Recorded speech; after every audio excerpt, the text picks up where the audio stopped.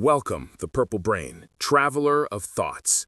Today, we journey into the labyrinth of the human mind, where desire and ambition collide, where strength is forged in struggle, and where self-mastery is not a destination, but an eternal ascent. Nietzsche observed a profound truth. Humans are not passive creatures. Beneath every desire, every dream, every longing, there exists a current of force. He called this the will to power. But what does it mean, really?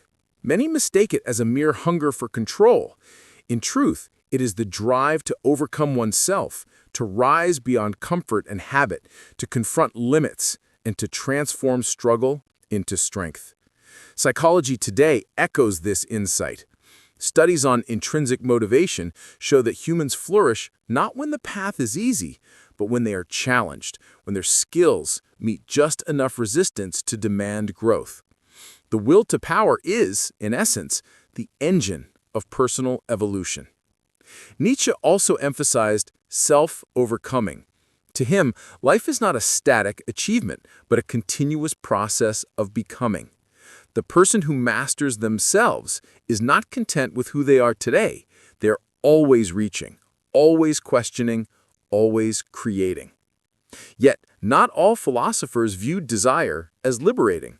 Schopenhauer, Nietzsche's forerunner in many ways, painted a darker picture. To him, life is suffering, a perpetual cycle of want, dissatisfaction, and yearning. Schopenhauer called desire the will to life, an endless striving that can never be fully satisfied.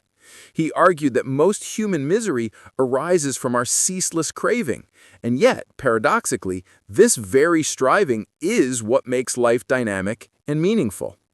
Psychologically, Schopenhauer's insight aligns with modern research on hedonic adaptation, the phenomenon where humans quickly return to a baseline level of happiness no matter what they achieve. This explains why the pursuit itself, the act of striving, often matters more than the outcome. Nietzsche read Schopenhauer's pessimism and responded, "Yes, life is suffering, but suffering is fuel. Use it, transform it, become stronger through it." Here begins the bridge between the shadow of desire and the radiant energy of the will to power. In contemporary psychology, theories of motivation echo these philosophical insights. Abraham Maslow spoke of self-actualization, the process of realizing one's potential, of becoming who one is meant to be. Carol Dweck introduced the growth mindset, the idea that challenges are opportunities, not threats. Viktor Frankl wrote about the pursuit of meaning as a central human drive. All these modern thinkers echo Nietzsche. The true path to mastery lies in embracing struggle, harnessing desire, and directing energy inward rather than outward. Consider this: the brain itself thrives on challenge. Neuroplasticity shows that repeated effort rewires the mind, forming new pathways, strengthening resilience, and sculpting character. The will to power is not mystical. It is biological, psychological, and existential all at once. And yet, it is deeply personal. No one else can walk your path. Nietzsche reminded us that the highest achievement is not comparison with others, but the creation of your own values, your own life, your own purpose. Before you can master yourself, you must first understand your own will to power. Reflect on your desires. Take a moment each day to ask, what am I truly striving for? Is it recognition, freedom, mastery, or growth? Write it down. Clarity is the first step to harnessing your inner drive. Distinguish between surface wants and deep aspirations. Schopenhauer warned us about shallow desires, pleasures that satisfy only temporarily. Ask, which desires shape my life in the long term? Track your energy. Notice where you feel most alive. These moments reveal the areas where your will to power is strongest. Align your actions with them. By identifying your inner drive, you begin directing your energy consciously rather than reacting to external pressures or fleeting cravings. Nietzsche's philosophy is clear. Growth requires tension. Struggle is not a punishment. It is raw material for self-mastery. Step outside comfort zones. Deliberately choose challenges that push your limits. This could be learning a skill, taking on a new responsibility, or confronting a personal fear. Reframe failure. Every setback is data. Ask, what can I learn? How can this experience strengthen me? Nietzsche's amor fati, love of fate, teaches us to embrace life exactly as it is, using obstacles as tools, not obstacles as punishment. Practice daily micro-struggles, small daily challenges, cold showers, early mornings, disciplined study. Train your willpower and create momentum toward larger goals. The brain, like a muscle, grows stronger under resistance. By welcoming struggle, you convert desire and frustration into mastery. One of Nietzsche's most radical ideas: don't just follow society's rules, create your own values. Self-mastery isn't about fitting in. It's about defining what matters to you and living by it relentlessly. Identify core principles. Reflect on what matters most: honesty, creativity, courage, growth. List 3 to 5 principles to guide decisions. Evaluate your life against them. Are your actions aligned with your chosen values, or are they dictated by others' expectations? Make adjustments where necessary. Design a personal code of conduct. Small rituals, habits, or routines that reflect your principles reinforce the will to power daily. For example, if growth is a core value, dedicate 1 hour each day to learning something new. By creating and living by your own values, you convert your desires and struggles into a coherent path of self-mastery, turning Nietzsche's abstract philosophy into actionable daily practice. Abstract ideas come alive when we see them embodied. Nietzsche believed that philosophy should not merely be read, it should be lived. Let's look at individuals who personified the will to power in different forms. Friedrich Nietzsche himself, the philosopher who lived his words. Nietzsche spent much of his life in solitude, battling severe illness, isolation, and misunderstanding. Yet he wrote some of the most powerful works of philosophy ever created. He didn't speak of strength from comfort. He created meaning out of pain. He turned his suffering into a form of art, a transformation of weakness into wisdom. Nietzsche's life reminds us the will to power is not about dominating others, it's about transcending limitation. Viktor Frankl, finding meaning in suffering. Psychiatrist Viktor Frankl, a Holocaust survivor, developed logotherapy, the belief that meaning is the strongest human motivation. In the face of imaginable suffering, he chose not despair, but purpose. He said, "Those who have a why to live can bear almost any how." Frankl's life embodies Nietzsche's idea of amor fati, to love one's fate, to embrace suffering as a means of growth. Steve Jobs, creation as self-overcoming. Jobs often described his work at Apple as a journey of perfectionism and innovation. He didn't chase comfort or consensus, he chased creation. This mirrors Nietzsche's Übermensch, the one who creates their own values and reality.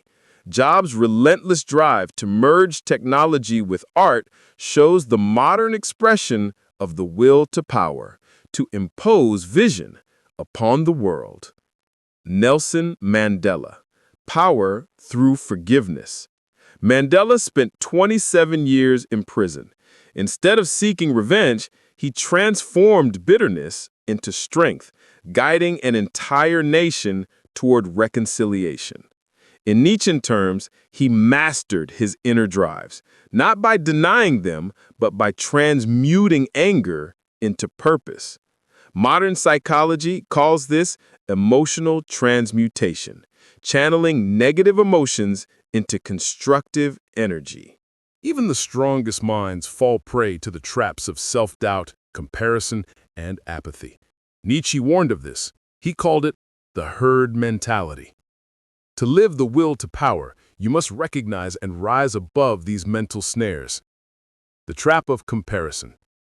Constantly measuring yourself against others drains your creative power. Nietzsche urged, become who you are. Modern psychology echoes this. Social comparison theory shows that comparing upward often reduces happiness. Action. Limit social media exposure and instead compare yourself only to your past self. Ask daily, am I growing, even slightly, from yesterday? The trap of nihilism. When life feels meaningless, energy collapses. Nietzsche feared this more than suffering, the death of meaning itself. Action. Assign meaning deliberately. Choose projects, causes, or creations that reflect your values.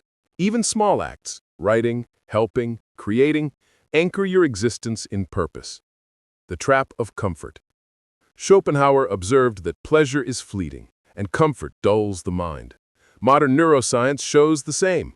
Excessive comfort leads to stagnation of the dopamine system. Action? Practice controlled discomfort. Occasional fasting, physical challenges, mental tasks that stretch you. You rewire the brain to find joy in effort, not escape.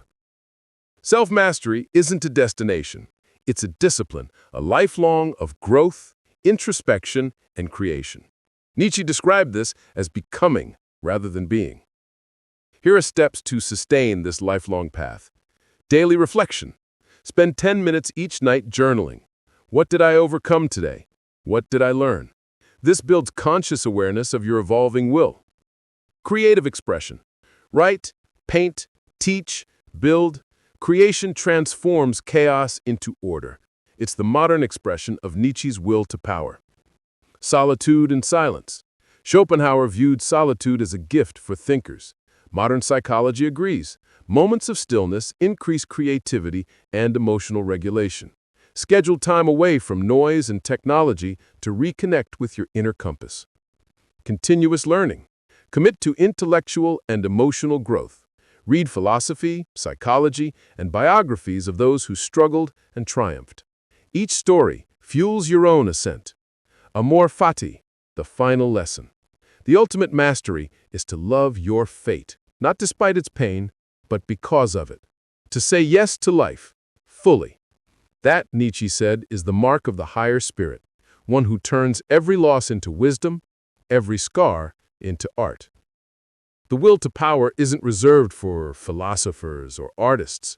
It belongs to anyone who seeks to live deliberately in an age of distraction. 1. Mindful ambition. Use your goals as tools for self-transformation, not self-worth. Every pursuit, fitness, career, art, becomes sacred when you treat it as a mirror for growth. Ask daily, am I becoming stronger, wiser, freer through this pursuit? 2. The balance of logic and emotion. Schopenhauer warned against being ruled by blind desire. Nietzsche warned against sterile rationality. Modern psychology teaches emotional intelligence, the ability to recognize, channel, and regulate emotions. Action? When anger or envy arises, pause and convert it into creative energy or problem-solving effort. 3. Turn philosophy into habit. A thought changes nothing until it becomes a behavior.